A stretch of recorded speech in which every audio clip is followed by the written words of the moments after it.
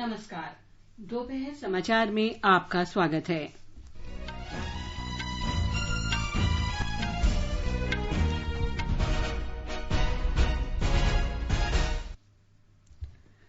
प्रधानमंत्री गरीब कल्याण योजना के अंतर्गत 39 करोड़ से अधिक लोगों को 34,800 करोड़ रुपए की वित्तीय सहायता दी गई।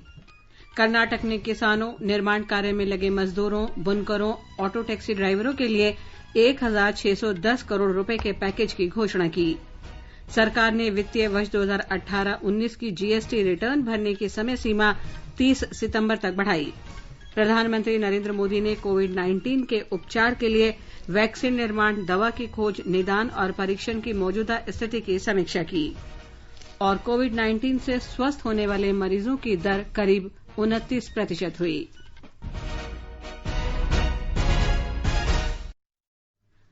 दोपहर समाचार में मैं हूं लवलीन निगम और मेरे साथ हैं मेरी सहयोगी चारू शर्मा।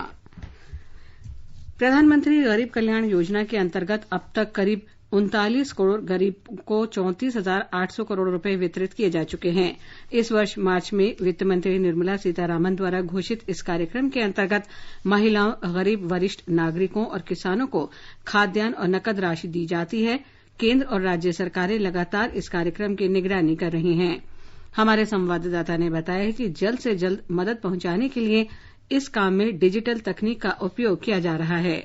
पीएम किसान के तहत 16,394 करोड़ रुपए की पहली किस्त किसानों को जारी की गई, जिससे 8 करोड़ 19 लाख किसान लाभान्वित हुए। वहीं पहली किस्त के रूप में 10,000 करोड़ रुपए की राशि 20 करोड़ महिला जनधन खाते में जारी की गई, जबकि दूसरी किस्त में 2,785 करोड़ रुपए 5 करोड़ 57 लाख महिला जनधन खाते में इस महीने जारी की गई है। वहीं बुजुर्गों, विधवा और दिव्यांगजनों को 1,405 करोड़ रुपए की राशि वितरित की गई है। वहीं 2 करोड़ से अधिक बिल्डिंग एवं निर्माण कामगारों को 3,492 करोड़ रुपए की राशि दी गई है। अप्रैल माह में 30 लाख मीट्रिक टन अनाज 60 करोड़ 33 लाख लाभार्थियों को वितरित की गई है, जबकि इस महीने में अब तक 6 लाख मीट्रिक टन अनाज 12 करोड़ 39 लाख लाभार्थियों को दी गई है। इसके अलावा 2,42,000 मीट्रिक टन दालों का भी वितरण राज्यों को किया गया है और इससे 5 करोड़ 21 लाख लोगों को लाभ मिला है। वहीं प्रधानमंत्री उज्ज्वला योजना के तहत 5 करोड़ से ज्यादा एलपीजी सिलेंडर की बुकिंग की गई है और 4 करोड़ 42 लाख सिलेंडर लाभार्थियों को मुफ्त वितरित की गई है। भूपेंद्र सिंह के साथ आनंद कुमार, आकाशवाणी समाचार, दिल्ली।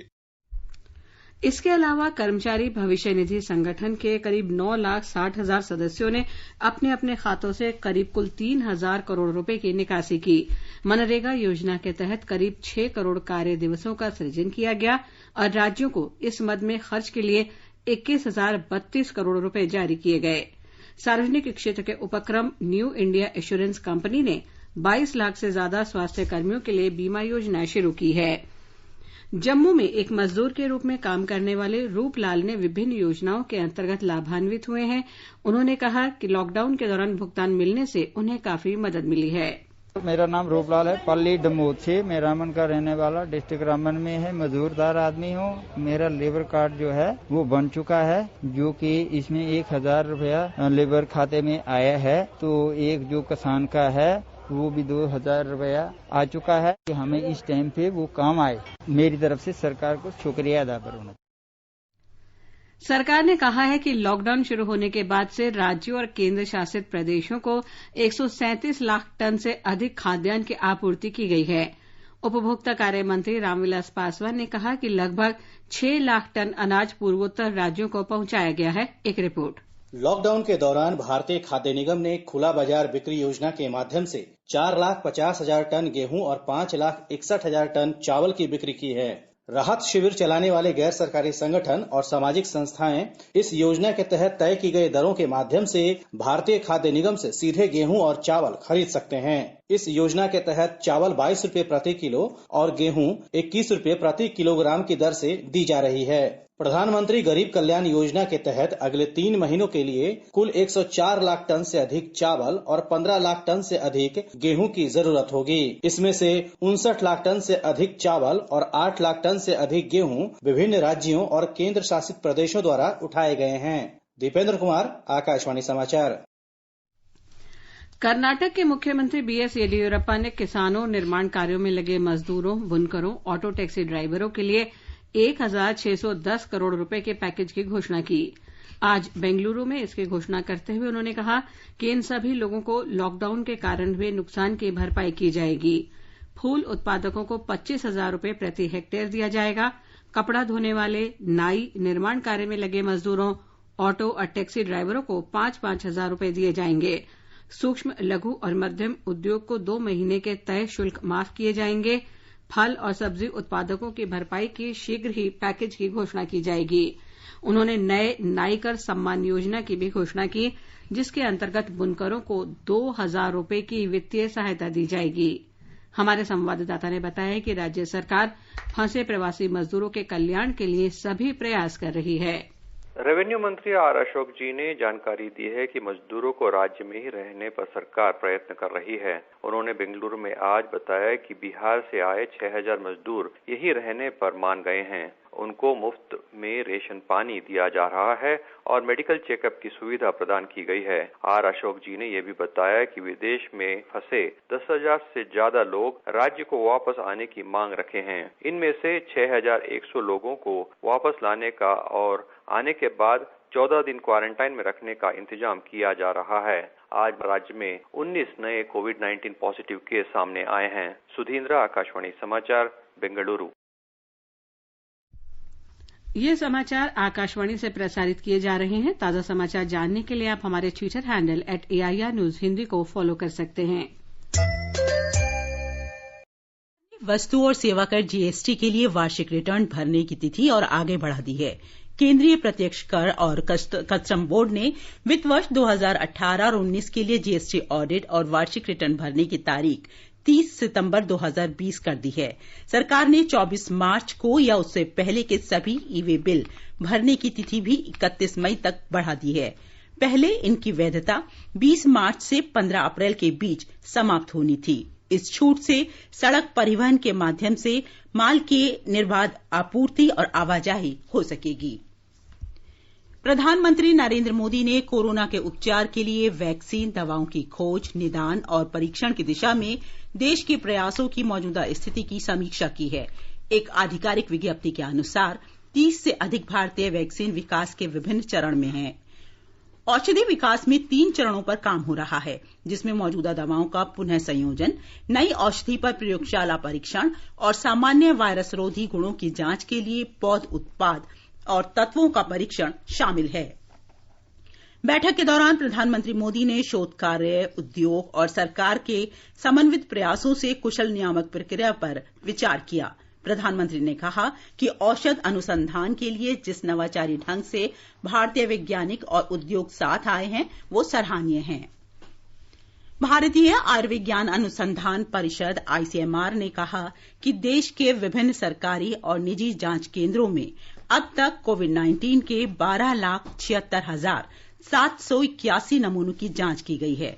इस बीच परिषद देश में जांच सुविधा को बढ़ाने के लिए सरकारी और प्राइवेट जांच केंद्रों को मंजूरी दे रहा है। अब तक 321 सरकारी और 118 निजी जांच केंद्रों को कोविड-19 की जांच के लिए मंजूरी दी जा चुकी है। भारतीय वैज्ञानिक और अनुसंधानकर्ता कोविड-19 से लड़ाई में अनेक उपकरणों और तरीकों का इस्तेमाल कर रहे हैं।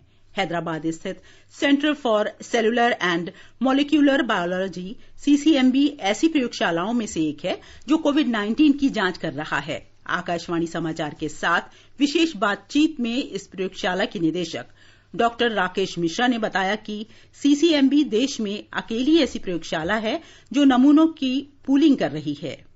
जब ये कोविड-19 की प्रॉब्लम आई तो हमने अपनी लैब को थोड़ा सा की व्यवस्था बदल करके उसको टेस्टिंग के लिए इस्तेमाल करना शुरू किया। तो हमने बहुत सारे सुधार उसमें लाए जो कि अभी ICMR ने और सरकार ने भी मान लिए हैं। जैसे एक चीज है सैंपल को पूल करके टेस्ट करना। जैसे अगर बहुत सारे नेगेटिव आते हैं, 100 में 1-2 ही पॉजिटिव होते हैं, तो हम 100 को 20 का ग्रुप बना लेते हैं, 5-5 का ग्रुप करके 20 ग्रुप, और फिर उसको टेस्ट करके हम 20 टेस्ट से ही 100 का रिजल्ट बता सकते हैं। अगर 1-2 पॉजिटिव आ गया तो उसको जाके फिर से कर लेंगे 5 या 10 उसके, तो मतलब 25-30 टेस्ट करके हम 100 का रिजल्ट दे देते हैं।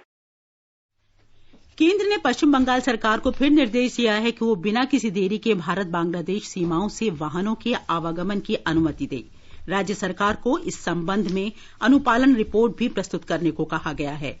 केंद्रीय गृह सचिव अजय भल्ला ने पश्चिम बंगाल के मुख्य सचिव राजीव सिन्हा को पत्र लिखकर कहा है कि सीमा पार से वाहनों के आवागमन की अनुमति न देने के राज्य सरकार के एक तरफा फैसले से भारत सरकार की कानूनी रूप से बाध्य अंतर्राष्ट्रीय प्रतिबद्धताओं पर असर पड़ेगा। पत्र में कहा गया है कि राज्य सरकार का ये फैसला आपदा प्रबंधन अधिनियम 2005 के तहत गृह मंत्रालय द्वारा जारी आदेश का उल्लंघन है। केंद्र ने कहा है कि बड़ी संख्या में ट्रक आवश्यक सामान लेकर भारत बांग्लादेश की सीमा पर विभिन्न प्रवेश स्थलों पर रुके हुए हैं। गृह मंत्रालय ने विदेश में फंसे भारतीयों और भारत में फंसे विदेशियों के स्वदेश आगमन और प्रस्थान के संबंध में दिशा निर्देश जारी किए हैं। इसके अनुसार भारत लौटने के लिए रोजगार खोने वाले प्रवासी कामगारों सहित ऐसे लोगों को प्राथमिकता दी जाएगी जो किसी मजबूरी के कारण विदेश में हैं।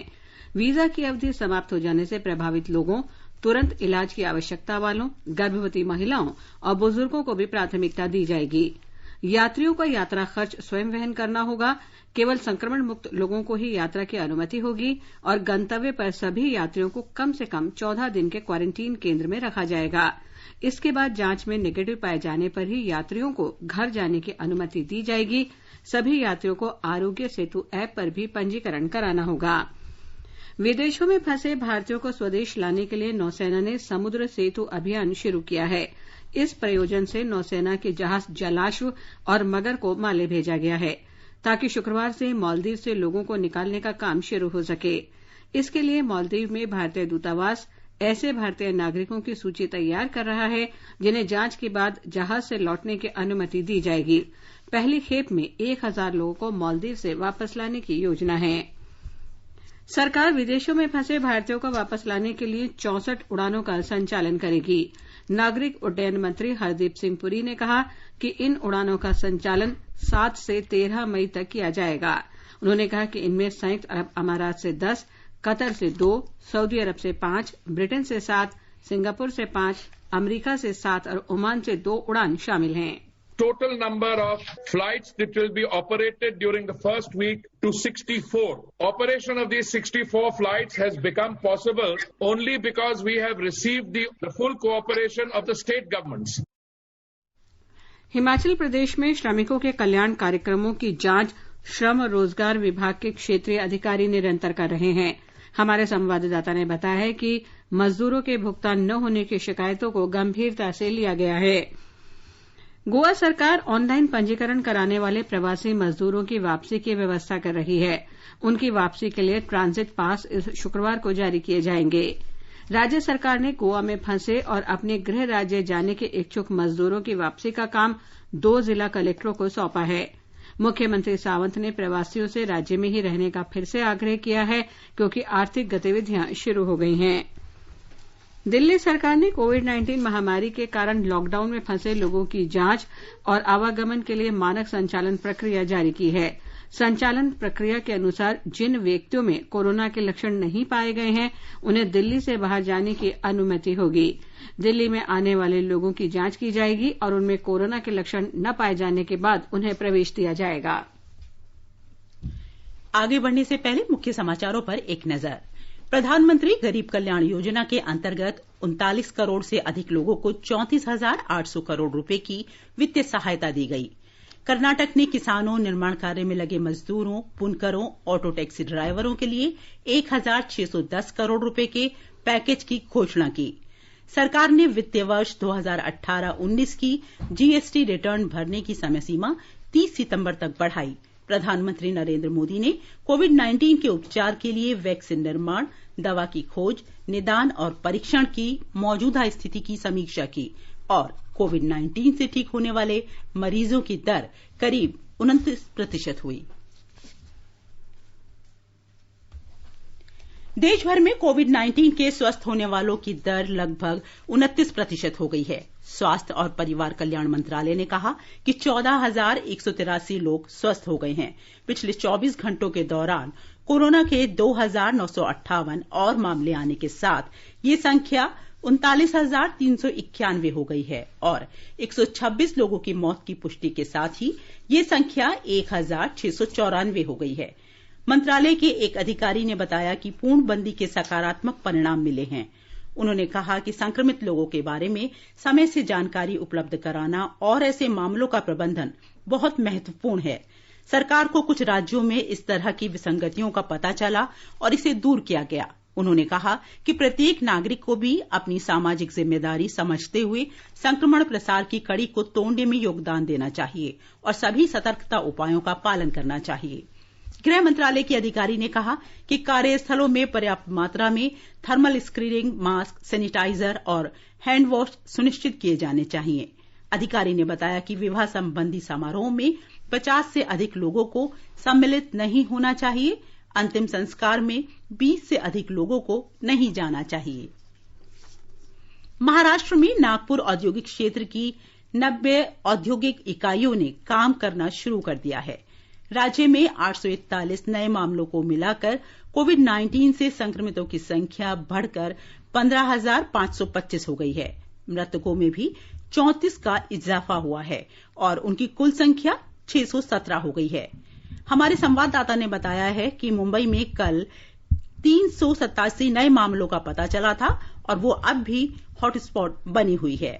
जहां एक और ठाणे की एक 90 वर्षीय महिला कोविड-19 के संक्रमण से पूरी तरह से ठीक कर उसे सिविल अस्पताल से छुट्टी दे दी गई है, वहीं नंदुरबार की एक 71 वर्षीय महिला के भी कोरोना परिणाम नकारात्मक आने के बाद उसे घर भेज दिया गया है। इस बीच नवी मुंबई में सिडको प्रदर्शनी केंद्र को स्थानीय नागरिक निकाय द्वारा कोविड-19 उपचार सुविधा में बदलने और 1200 रोगियों को समायोजित करने के लिए लिया गया है। मध्य रेलवे ने अपने ट्विटर हैंडल पर जानकारी दी है कि मध्य रेलवे की मध्य प्रदेश के रेवा के लिए नवी मुंबई के पनवेल स्टेशन से आज तड़के लगभग 1200 प्रवासी कामगारों को भेजने के लिए श्रमिक स्पेशल ट्रेन रवाना हुई। रेड जोन घोषित होने के बावजूद नागपुर के जिला प्रशासन को शहर के औद्योगिक क्षेत्र की 90 इकाइयां खोलने में सफलता प्राप्त हुई है। सोनाली घड़ियाल पाटिल, आकाशवाणी समाचार, मुंबई। दिल्ली में पिछले 24 घंटों के दौरान कोरोना के 206 नए मरीज सामने आए हैं। इसके साथ ही दिल्ली में संक्रमित लोगों की संख्या बढ़कर 5,104 हो गई है। दिल्ली सरकार ने कहा है कि अब तक 1,468 रोगी ठीक हुए हैं, जबकि 64 लोगों की मौत हुई है। ओडिशा के मुख्यमंत्री नवीन पटनायक ने वीडियो कॉन्फ्रेंसिंग के जरिए राज्य में कोरोना संक्रमण एवं इसके नियंत्रण पर वरिष्ठ अधिकारियों के साथ चर्चा की। एक रिपोर्ट। मुख्यमंत्री ने राज्य में दैनिक कोरोना नमूनों की परीक्षण क्षमता 15,000 करने को अधिकारियों से कहा है। इस दौरान मुख्य रूप से बाहर राज्य से आने वाले मजदूरों के लिए जरूरी व्यवस्था, अस्थायी शिविर, स्वास्थ्य परीक्षण, कोविड-19 इलाज के लिए आवश्यक उपकरण संग्रह, फसल की स्थिति, श्रम आधारित कार्य आदि पर विस्तार से चर्चा की गई। इसके अलावा विभिन्न समस्याओं के मद्देनजर प्रवासियों को ट्रेन के जरिए लाने को सरकार ने निर्णय लिया है। राज्य में अब तक कोरोना के 177 मामले सामने आ चुके हैं। इतिश्री सिंह राठौर, आकाशवाणी समाचार, कटक। राजस्थान में कोविड-19 संक्रमण के 35 और मामले आने से अब ये संख्या 3,193 हो गई है। जयपुर से 22 मामलों की पुष्टि के साथ ही शहर में संक्रमितों की संख्या 1,059 हो गई है। राज्य में 1,131 लोग ठीक हो गए। 90 लोगों की कोविड-19 संक्रमण से मृत्यु हुई है। हमारे संवाददाता ने बताया है कि लॉकडाउन के कारण विभिन्न स्थानों पर फंसे छात्र, प्रवासी मजदूर विशेष ट्रेन से घरों को पहुंच रहे हैं। उत्तर पश्चिम रेलवे ने प्रदेश के 5 स्थानों से अब तक 6 ट्रेनें संचालित की हैं, जिनके द्वारा विभिन्न स्थानों पर फंसे हजारों प्रवासी अपने गंतव्य तक पहुंच पाए हैं। बंगलुरु से प्रवासी राजस्थानियों को लेकर आज सुबह एक विशेष रेल जयपुर जंक्शन पहुंची है। कल 2 रेल सेवाएं महाराष्ट्र से जयपुर आई थी। सभी प्रवासियों को स्वास्थ्य जांच के बाद बसों द्वारा विभिन्न जिलों में भेजा गया है। उधर कोटा के विभिन्न कोचिंग संस्थानों में पढ़ रहे विद्यार्थियों को उनके गृह राज्य भेजने का काम जारी है। कोटा के मंडल रेल प्रबंधक पंकज शर्मा ने बताया कि बिहार और झारखंड के लिए अब तक 10 विशेष रेल सेवाएं संचालित की गई हैं, जिनमें करीब 12,000 विद्यार्थियों को उनके गंतव्य तक पहुंचाया गया है। जितेंद्र द्विवेदी, आकाशवाणी समाचार, जयपुर। तमिलनाडु में कल 508 और लोगों में कोविड-19 संक्रमण पाया गया। राज्य में संक्रमित लोगों की संख्या 4,058 हो गई है। 76 लोगों को अस्पताल से छुट्टी दी जा चुकी है। राज्य में इस महामारी से 33 लोगों की मौत हुई है। इस बीच राज्य में जांच प्रयोगशालाओं की संख्या 52 हो गई है। इसमें 36 सरकारी प्रयोगशाला केंद्र शामिल हैं। मुख्यमंत्री ई पलनीसामी ने बताया कि जनसंख्या सघनता के कारण चेन्नई में कोविड-19 से संक्रमित लोगों की संख्या अधिक है। उन्होंने घोषणा की कि राज्य के सभी राशन कार्ड धारकों को जून महीने का राशन मुफ्त दिया जाएगा। झारखंड में कल कोविड-19 के 10 मामले सामने आए। दुमका दूसरा ऐसा जिला है जहां पहली बार 2 पॉजिटिव मामले आने के बाद वो ग्रीन से ऑरेंज जोन में आ गया है। सूची में दुमका का नाम जुड़ने के साथ ही 50% जिले कोरोना वायरस से संक्रमित हो गए हैं। राज्य में कोविड-19 के सक्रिय मामलों की कुल संख्या 89 है, जबकि 33 रोगी बीमारी से ठीक हो गए हैं। इस बीच दूसरे राज्य में फंसे झारखंड के प्रवासी मजदूरों की वापसी जारी है। 3 और विशेष श्रमिक ट्रेनें केरल के एर्नाकुलम, गुजरात के सूरत तथा पंजाब के लुधियाना से रांची, धनबाद और डाल्टनगंज पहुंची हैं। ये ट्रेनें विभिन्न राज्यों से लगभग 3,500 प्रवासियों को लाई हैं। आंध्र प्रदेश, महाराष्ट्र, तमिलनाडु, नई दिल्ली, कर्नाटक और मध्य प्रदेश से भी एक सप्ताह में ट्रेनें झारखंड पहुंचेंगी। हाल ही के आंकड़ों के अनुसार राज्य के कोविड-19 कॉल सेंटर ने फंसे मजदूरों, प्रवासियों, छात्रों और अन्य राज्यों में फंसे 2 लाख से अधिक लोगों को पंजीकृत किया है। ये लोग वापसी के लिए सरकार से परिवहन उपलब्ध कराने की मांग कर रहे हैं। तेलंगाना में शराब की बिक्री आज से शुरू हो गई है, लेकिन कंटेनमेंट क्षेत्रों में इसकी अनुमति नहीं होगी। हमारी संवाददाता ने बताया कि राज्य सरकार ने शराब के मूल्यों में 11 से 15% तक की वृद्धि की है। तेलंगाना में मार्च में लगाए गए जनता कर्फ्यू के बाद आज पहली बार शराब की दुकानें खुली, लेकिन रेड जोन वाले जिलों के कंटेनमेंट क्षेत्रों में स्थित 15 दुकानों को खोलने की अनुमति नहीं होगी। राज्य सरकार ने इस फैसले को सही बताते हुए कहा है कि राज्य के लोग शराब लेने के लिए पड़ोसी राज्यों आंध्र प्रदेश और कर्नाटक जा रहे थे। इस बीच राज्य के विभिन्न भागों में स्थित शराब की दुकानों के सामने लोगों की लंबी कतार दिख रही है। ये दुकानें सुबह 10 बजे से शाम 6 बजे तक खुली रहेंगी। हैदराबाद से लक्ष्मी की रिपोर्ट के साथ समाचार कक्ष से मैं कनकलता। इस बीच राज्य में लॉकडाउन और रात का कर्फ्यू 29 मई तक बढ़ा दिया गया है। और अब कुछ सकारात्मक खबरें। मध्य प्रदेश में कोरोना संक्रमण से ठीक हुए 1,000 लोग अपने घर लौट आए हैं। राज्य में 32% से अधिक रोगी ठीक हो गए हैं। हमारे संवाददाता ने बताया है कि इंदौर में सबसे अधिक 491, जबकि राजधानी भोपाल से 377 संक्रमित लोग ठीक हुए हैं। मध्य प्रदेश में कोरोना संक्रमित लोगों की संख्या बढ़कर 3,000 से अधिक हो गई है। इंदौर में सबसे ज्यादा 1,681 लोग संक्रमित हैं। भोपाल में संक्रमितों की संख्या 597 है, जबकि जबलपुर में मरीजों की संख्या बढ़कर 109 हो गई है। इस बीच राज्य सरकार ने गरीबों के जीवन को सहारा देने के लिए संबल योजना को फिर से शुरू कर दिया है। मुख्यमंत्री शिवराज सिंह चौहान ने कल संबल योजना के लाभार्थियों के खातों में 41 करोड़ 33 लाख रुपए की राशि हस्तांतरित की। इस योजना का उद्देश्य गरीबों, अनुसूचित जाति और अनुसूचित जनजातियों के लाभार्थियों को जन्म से मृत्यु तक सामाजिक सुरक्षा प्रदान करना है। मुख्यमंत्री ने यह घोषणा भी की कि संबल योजना के तहत लाभार्थी परिवारों के कक्षा 12वीं में उच्चतम अंक प्राप्त करने वाले 5,000 बच्चों में से प्रत्येक को 30,000 रुपए की प्रोत्साहन राशि दी जाएगी। सरकार 12वीं कक्षा के बाद IIT, IIM, इंजीनियरिंग और मेडिकल कॉलेज जैसे संस्थानों में प्रवेश के लिए उनकी फीस की व्यवस्था भी करेगी। इसके अलावा संबल योजना के तहत पंजीकृत परिवारों के प्रतिभाशाली खिलाड़ियों को भी 50,000 रुपए की प्रोत्साहन राशि दी जाएगी। संजीव शर्मा, आकाशवाणी समाचार, भोपाल। मिजोरम के स्वास्थ्य मंत्री डॉक्टर आल ललथिंगलियाना ने कहा है कि राज्य में इकलौते रोगी की जांच रिपोर्ट ठीक पाई गई है। पिछले सप्ताह 4 रोगियों की जांच जोराम मेडिकल कॉलेज में की गई और अगली जांच के लिए उनका नमूना सिलचर मेडिकल कॉलेज के लिए भेज दिया गया है। असम राज्य ग्रामीण आजीविका मिशन ने कोविड महामारी से निपटने के लिए अनेक उपाय शुरू किए हैं। स्व सहायता समूह के लाखों सदस्य लोगों को जागरूक कर रहे हैं। हमारे संवाददाता ने बताया है कि इसके अलावा 4,000 से ज्यादा ऐसे समूह इस मिशन के तहत मास्क तैयार करने के काम में जुटे हुए हैं। असम राज्य ग्रामीण आजीविका मिशन के तहत 30 लाख से अधिक महिला राज्य के लोगों को संकट की इस घड़ी में मदद करने के लिए अपना प्रयास कर रही है। सेल्फ हेल्प ग्रुप द्वारा अब तक 20 लाख से अधिक फेस मास्क तैयार किए गए हैं और इसे बेच के 2 करोड़ 50 लाख रुपया की कमाई हुई है। मास्क के अलावा सेल्फ हेल्प ग्रुप के सदस्य सब्जी, फल, दूध, मछली और अन्य पोल्ट्री उत्पादों को बेचने में भी लगे हुए हैं। इन गतिविधियों ने लॉकडाउन के दौरान ग्रामीण लोगों की काफी मदद की है। इसके अलावा मिशन ने वित्तीय सेवाओं की डोर स्टेप डिलीवरी प्रदान करने में अपने सदस्यों को भी शामिल किया है। मानस प्रतिम शर्मा, आकाशवाणी समाचार, गुवाहाटी। केरल में कोरोना से बचाव के लिए टैक्सियों में चालक और यात्रियों के बीच फाइबर शीट लगाई जा रही है। राज्य में कल से विदेश से लौटने वाले निवासियों और देश के अन्य भागों से राज्य में लौटने वाले लोगों की भारी संख्या को देखते हुए टैक्सियों में ये प्रयोग किया जा रहा है। एर्नाकुलम जिले और कोच्चि हवाई अड्डे पर तैनात टैक्सियों में इसका इस्तेमाल पहले किया गया। राज्य सरकार द्वारा जारी दिशा निर्देशों के अनुसार चालक के अलावा यात्रियों को भी मास्क पहनना जरूरी है। टैक्सियों में एसी चलाने की अनुमति नहीं होगी। ये समाचार हमारी वेबसाइट newsonair.com और हमारे मोबाइल ऐप newsonair/हिंदी पर भी उपलब्ध है। आपका फिर स्वागत है। आकाशवाणी का समाचार सेवा प्रभाग अपने विशेषज्ञ राय कार्यक्रम में कोविड-19 विषय पर चिकित्सा विशेषज्ञों की राय प्रस्तुत करता है।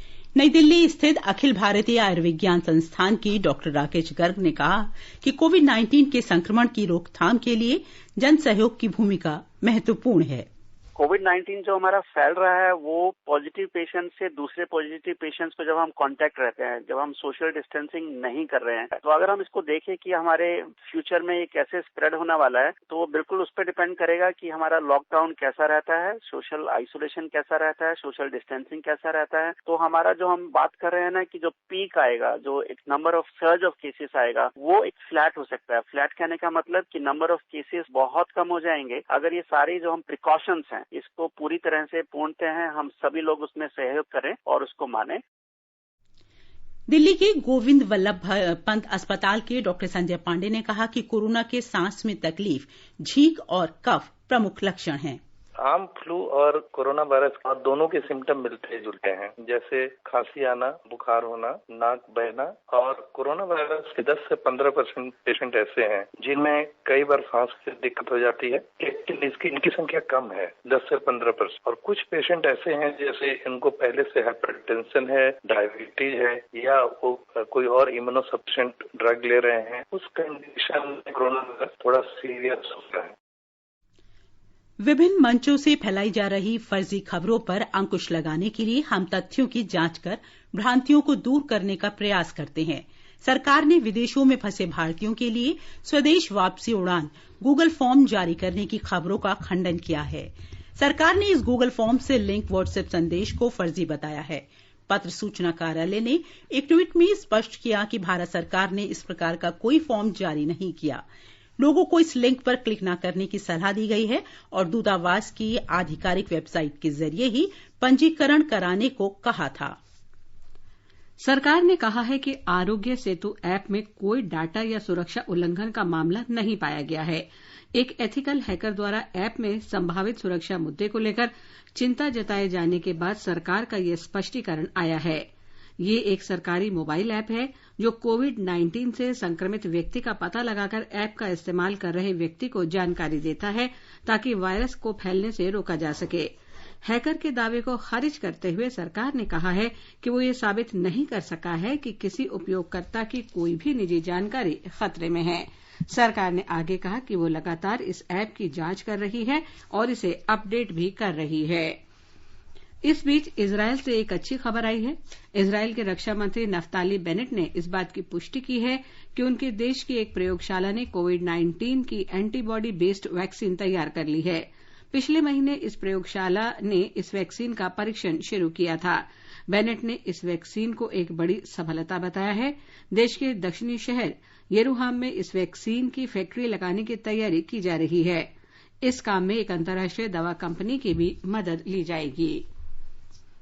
और अंत में मुख्य समाचार एक बार फिर।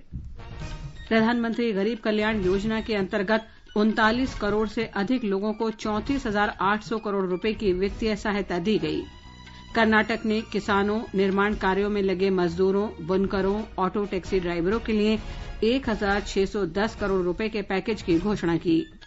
सरकार ने वित्तीय वर्ष 2018 और 19 की जीएसटी रिटर्न भरने की समय सीमा 30 सितंबर तक बढ़ाई। प्रधानमंत्री नरेंद्र मोदी ने कोविड-19 के उपचार के लिए वैक्सीन निर्माण, दवा की खोज, निदान और परीक्षण की मौजूदा स्थिति की समीक्षा की और कोविड-19 से स्वस्थ होने वाले मरीजों की दर करीब 29% हुई। इसके साथ ही दोपहर समाचार का ये अंक समाप्त हुआ। नमस्कार।